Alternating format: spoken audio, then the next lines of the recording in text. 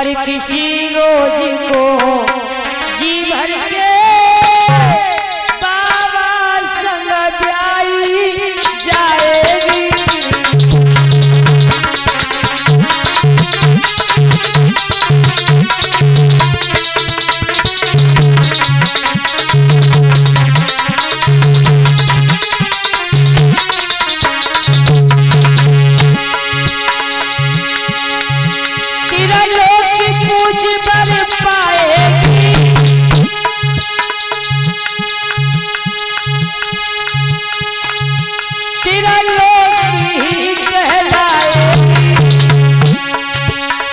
किसी रोज को जी भर के बाबा संग ब्याई जाएगी।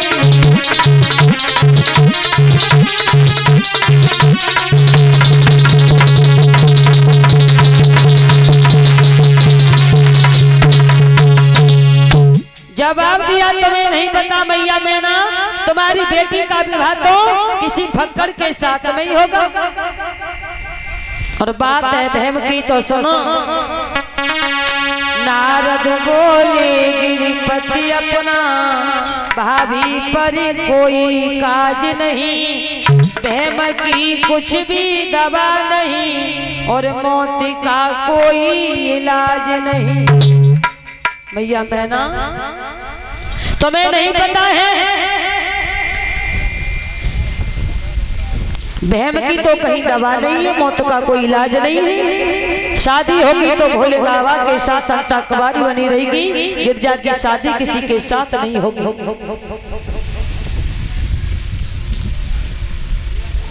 महाराज बाबा नारद नाम कर रख करके वहां से चले जाते हैं। धीरे धीरे ये मैया पार्वती बड़ी हुई है। जब ये मैया पार्वती बड़ी हुई, व्यास नंदन श्री सुखदेव जी कहने लगे हैं, हे राजन परीक्षित आज देरी नहीं हुई है।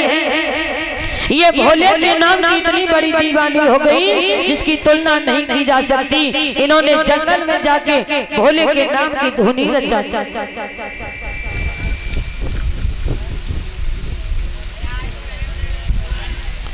इन्होंने जाकर के भोले के नाम की धुनी रचा दी है। व्यास नंदन श्री सुखदेव जी समझाते हुए बोले हैं कि हे राजन परीक्षित ये तो राजा हेमंत जलवैया पार्वती को देख करके चकित रह जाते हैं कि मेरी छोटी सी बेटी भोले के नाम की इतनी बड़ी दीवानी हो गई है। और इधर तारकासुर नाम का राक्षस देवताओं को मेरे भैया यज्ञ हवन तप नहीं करने दे रहा। सभी देवी देवता ब्रह्मा जी के पास पहुंच गए। ब्रह्मा जी ने कहा कि हे देवी देवताओं, इसका हम कुछ उपाय नहीं कर सकते हैं। इसकी मौत तो केवल भोले बाबा की होने वाली संतान के द्वारा होगी। जब ये कही कि भोले बाबा की होने वाली संतान के द्वारा होगी, महाराज आज देरी नहीं हुई, सोई देवी देवता भोले बाबा के पास पहुंच गए। जवाब दिया, भोले बाबा तुम अपनी समाधि खोलिए, नहीं तो देवता लोग सभी राक्षस के बंधन में बस जाएंगे। हजार उपाय करे लेकिन भोले बाबा की समाधि नहीं खुली। जब भोले बाबा की समाधि नहीं खुली, महाराज आज देरी नहीं हुई है।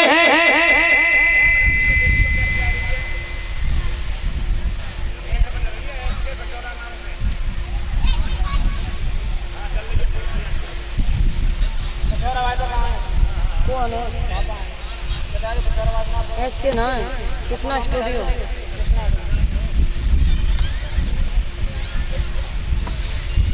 व्यास नंदन श्री सुखदेव जी समझाते हुए बोले हैं, हे देवी देवताओं आज देरी नहीं हुई। सभी देवी देवता भोले बाबा को जगाने लगे लेकिन कोई प्रभाव नहीं पड़ा। जब प्रभाव नहीं पड़ा महाराज, तब कामदेव को बुलवाया। कामदेव को जब बुलवाया है कि कामदेव तुम्हारे अलावा भोले बाबा की समाधि कोई नहीं खुलवा सकता, आज देरी नहीं हुई है। कामदेव ने जाते जाते महाराज आज तो क्या कर दिया कि काम ने वहां जाते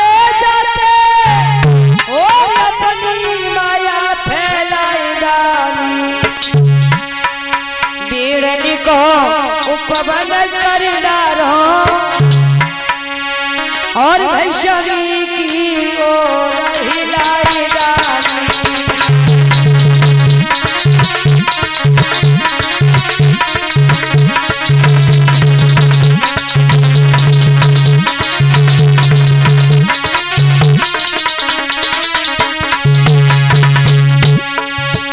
काम ने वहां जाते जाते अपनी माया फैलाई डाली। वैष्णवी को गुड़म खिलाई डालो और शमी तिलक लगा बारी।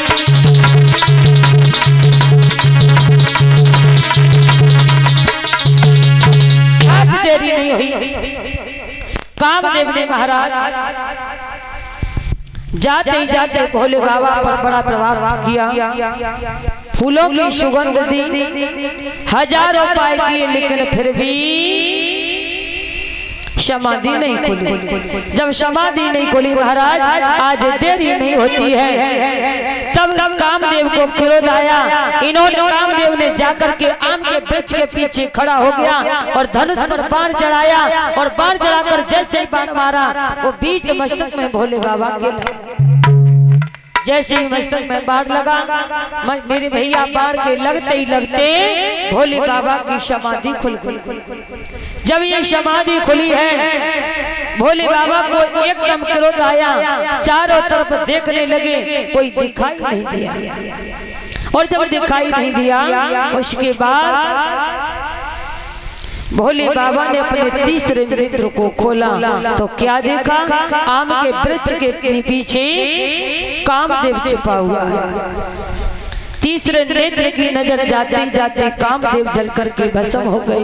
बोल गोविंद भगवान की। जब कामदेव जल करके भस्म हुए हैं महाराज, उनकी कामदेव की पत्नी रति रोती हुई आई और कहा कि प्रभु तुमने ये अच्छा नहीं किया, तुमने एक अबला का स्वाग छीन लिया।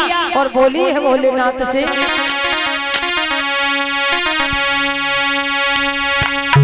कि छीन सिंदूरी मेरा लिया है, तुमने सोचा बिचारा नहीं है।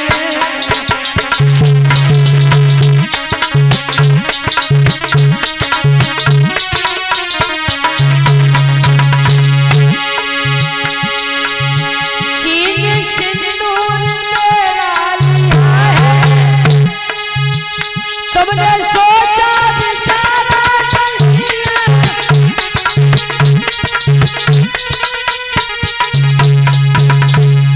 तुमने सोचा बेचारा नहीं है।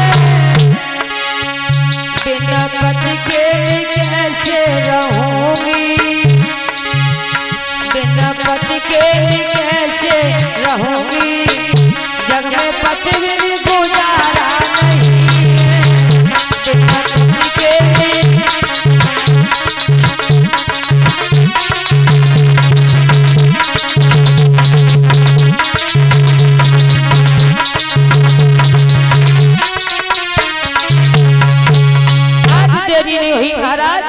रति ने कहा तुम्हें पता नहीं भोलेनाथ, दुनिया में पत्नी का पति के अलावा कोई नहीं है। भोले बाबा ने कहा कि सती अब तो जो हुआ, रति अब जो हुआ सो तो हो ही गया, लेकिन द्वापर में भगवान कन्हैया अवतार लेंगे तो रुक्मणी के साथ विवाह होगा। रुक्मणी के द्वारा ही उनका जन्म होगा, जिनका प्रथम नाम होगा। द्वापर में तुम्हारे पति से तुम्हारी मुलाकात होगी। महाराज आज देरी नहीं हुई है, जैसे भोले बाबा की समाधि खुली, सभी देवी देवताओं ने घेर लिया और कहा कि भोले बाबा तुम तो दूल्हा बन जाओ। जवाब दिया क्यों, ऐसा क्या है जो हम दूल्हा बन जाएं? जवाब दिया तुम्हें अपना विवाह करना होगा। तारकासुर नाम का जो राक्षस है वो देवता को यज्ञ हवन नहीं करने देता। भोले बाबा हंस करके कहने लगे अरे देवी देवताओं तुम्हें पता है कि मैं कितना बूढ़ा हूँ, भला कौन लड़की होगी जो मुझसे विवाह करने के लिए तैयार होगी? जवाब दिया हाँ है। कौन? जवाब दिया राजा हेमंचल की बेटी गिरजा। वो तुमसे शादी करने के लिए तैयार है। आवाज बढ़वाओ उसकी।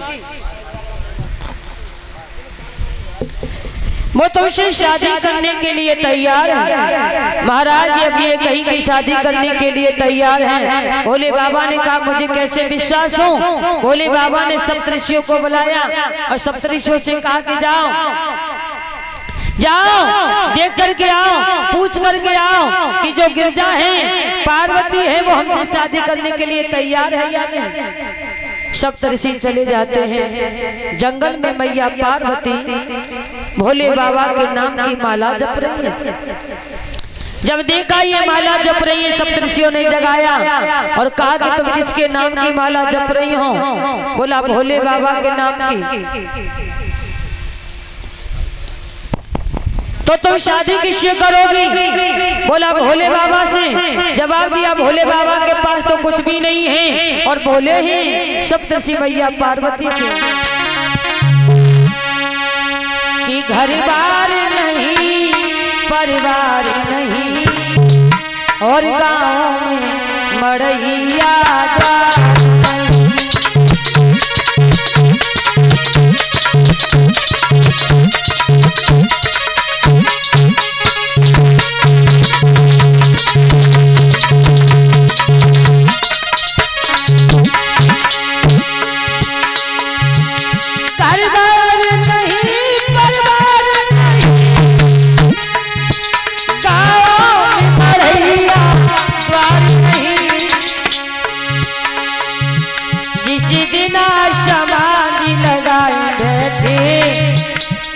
बात पूछैया कोई नहीं।